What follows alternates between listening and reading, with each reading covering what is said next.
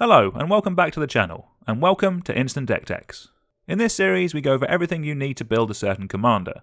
We'll go over the strategies and the types of cards needed you need to get the deck working. Any cards we mention will be down in the description below. In this video we're going to be looking at Tasha, the Witch Queen. They are 3 blue and a black for a Planeswalker with starting loyalty 4 that importantly can be your commander. It has a static ability that whenever you cast a spell that you don't own, create a 3/3 black demon creature token. It has +1, draw a card. Then for each opponent, exile up to 1 target instant or sorcery card from that player's graveyard and put a page counter on it. And it has a -3, you may cast a spell from among cards in exile with page counters on them without paying its mana cost. Let's firstly go over what this deck is trying to do, and importantly, how it wins. This is going to be an Exile Matters steal deck. We're going to be using Tasha, as well as a whole host of other threats to steal spells from our opponents and cast them ourselves. There are plenty of cards in Dimir that can do this, and Tasha is the perfect commander to tie them all together. One thing to note with all these exile effects is that it's really strong in commander, stripping your opponents of their resources. A way to think about this is that it's removal for threats before your opponents even have the chance to cast them. It really is very strong. When it comes to winning the game, we'll be focusing on stealing our opponent's own win conditions and turning them against them. So if you like a deck that'll play a little bit differently every time you play it, then this could be the commander for you. We're going to start off with our Exile Matters cards. These will make up a large portion of the deck. The aim is to steal things from our opponents that we can then cast and make a 3/3 black demon with Tasha. We're going to start off with some creatures, and there are absolutely tons of cards that fit the bill. First up is cards that let us steal something when they deal combat damage to an opponent. Fortunately, they all have some form of evasion, which means that they're very likely to get through. Fallen Shinobi is probably my favourite of all, as it's a ninja, but you also get to cast the spell for free. Next up, you have cards that let you steal things when they've gone to the graveyard. These have the added ability of really messing up any sacrifice or graveyard decks out there. A quick note as well is that if you're running Draugr Necromancer, then you will need to look at running some snow basics to activate its ability. Next you have cards that steal things when they enter the battlefield, including everyone's favourite boy, Gonti, the most luxurious. Then you also have a card like Xanathar, which lets you steal something on all of your turns, while also providing you with a bit of protection from an opponent most likely to cast a removal spell. Next up you have some effects on instants and sorceries. These either let you take spells from the top of an opponent's library or from their graveyard. The cards that take spells from the top of the library will have the highest possibility of reward, but you do run the risk of getting something that you don't really want. The cards that take spells from the graveyard do need a little bit of setup, which we'll get onto in our card draw section, but the plus side is that you get to choose exactly what you want to steal. But it does not stop there. We also have some enchantments that can let us steal things as well. As they're enchantments, they have the advantage of being very difficult to remove, with something like Mind's Dilation giving you the possibility of taking over a game by itself. And then finally in this section we have some Planeswalkers, with Ashiok Nightmare Weaver and Nightmare Muse. Like the enchantments, if they aren't answered they really can control a commander game, with the ultimate of Ashiok Nightmare Muse probably being one of the best things that we can do in this deck. Moving over to our card draw, we have some thematic, we have some mean, and we have some tried and true options to go over. For thematic, we have Sire of Stagnation. Exiling 2 cards from an opponent's library whenever a land enters the battle under their control, and allowing us to draw 2 cards as well is exactly what this deck wants to be doing. We then have Archmage Emeritus, which draws us cards whenever we cast any of our, or any of our opponents' instants and sorcery spells with its Magecraft ability. Moving on to the mean, we have some Windfall effects, cards that make all players discard their hand and draw a new one. In this deck we'll also be running some effects that want us to play things out of our opponent's graveyards as well, so these are great at fueling those while also letting us churn through our deck. How they get really mean, however, is when combined with cards like Narset Parter of Veils and Notion Thief.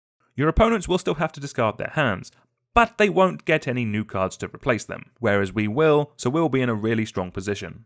After that is cheap cantrip effects. They're really solid at any point in the game and can really help you smooth out your draws. If you're noticing the curve of the deck is a little high when you're building, these are a great way of bringing down the curve while making your deck that little bit more consistent. Moving over to our ramp, as we're in Dimir we'll have to stick to some pretty standard options. And that means mana rocks. I would want a base of at least 8 cheap rocks that preferably cost less than 2. You're looking at things like Sol Ring, Arcane Signet, Dimir Signet, the Diamonds, Mindstone, Thought Vessel and Liquid Metal Torque. Outside of those, I do like the look of Midnight Clock in this deck. It's a mana rock that can also draw us a whole new hand of 7 cards. I could also see in this deck running some rocks that tap for a load of mana, such as Thran Dynamo or Gilded Lotus. This is because we still have to pay the costs for some of the steal effects, so these will mean we can cast the really impactful stuff from our opponent's decks. For a bit of thematic ramp that works really well with all those exile effects, we have Sage of the Beyond, which reduces the cost of spells that we're casting from exile. Moving over to our interaction, this is something that Dimir really excels at. In terms of numbers, I would say start around 8, as I could see a fair few of the things that we'll be stealing from our opponents with Tasha being removal spells, but then you can go up and down depending on your playgroup. First up is some targeted removal. As we have so many options, I would want it to either be really cheap or really efficient, and to be able to answer as wide a range of threats as possible. We also have plenty of board wipes in these colours as well. I flagged Curse of the Swine and Blood on the Snow, as they're really good and they're super cheap at the moment, but you can run whatever the best ones that you have available to you are. Moving over to our protection, we don't need as much as a regular deck as our commander is a planeswalker, so it won't die to things like board wipes. But I still think a couple of counter spells will go a long way in this deck. What's nice as well is that they can overlap with our interaction section, as they can protect our board state while also answering any of our opponent's threats before they even hit the board. I personally like to run a little bit of recursion in all of my decks, just so that nothing is ever truly gone. In this build, we can do this, but in a thematic way. Cards like Animate Dead don't care about what graveyard the creature comes from, and having a Lich lets us cast a creature card from any graveyard, so it even synergizes with our commander. Moving over to some win cons, we have some really solid and powerful ways to close out a game. First up is Praetor's Grasp. This lets us search through an opponent's library for the most broken thing in their deck, and then we get to cast it, truly taking our opponent's win conditions and using it against them. Then we have Brainstealer Dragon, which lets us exile a card from each opponent's library on our end step, which we can then cast. If the card we cast from exile is a non-land permanent, the person who we stole it from loses life equal to its mana value. So this one card steals things and drains the players out too. This is everything that this deck wants to do. Next up is some cards that work really well with those wheel effects, and it's Mnemonic Betrayal and Hedonist Trove. Even if you haven't been able to mill an opponent, these can still give you access to so many cards from an opponent's deck. Just think of all the board wipes and attrition that naturally happens in a game of Commander, and then you'll get all the best cards to play again. One other really impactful and also budget-friendly option is Diluvian Primordial. This lets you cast the best instant and sorcery from each opponent's graveyard, while also being a 5/5 flyer. And then we have a card that I've been looking for a home for since it was printed, and that's Avarax the Mind Flail. This lets us steal a card from the bottom of our opponent's libraries every turn, while also being a huge 9/9 creature. And then we have a new card from Baldur's Gate, and that's Elderbrain. Ew. When this attacks a player, we make them exile all the cards in their hand, and they draw that many cards. We then get to play and cast the spells that were in their hand. This just gives us access to so many of our opponent's cards, while completely mucking up their game plan.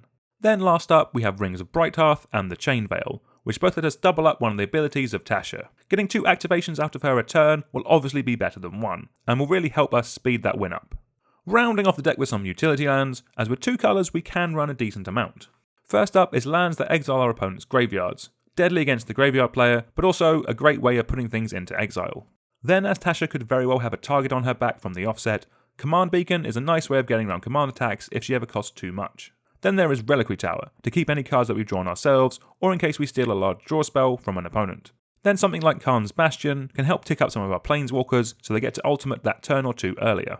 Nephalia Drownyard then also helps put some more cards in our opponent's graveyard to fuel our deck. And then you have the castles from Eldraine, along with Mystic Sanctuary, as they're basically free to run in the deck, all while giving us some extra utility. The rest of your mana base will be very dependent on what you have available to you. We've recently released a video with some advice on building a deck with a budget mana base, which might be of help. Until next time, please like, share and subscribe, and let us know down in the comments if there are any commanders you'd like to see a deck tech on. Thank you very much for watching.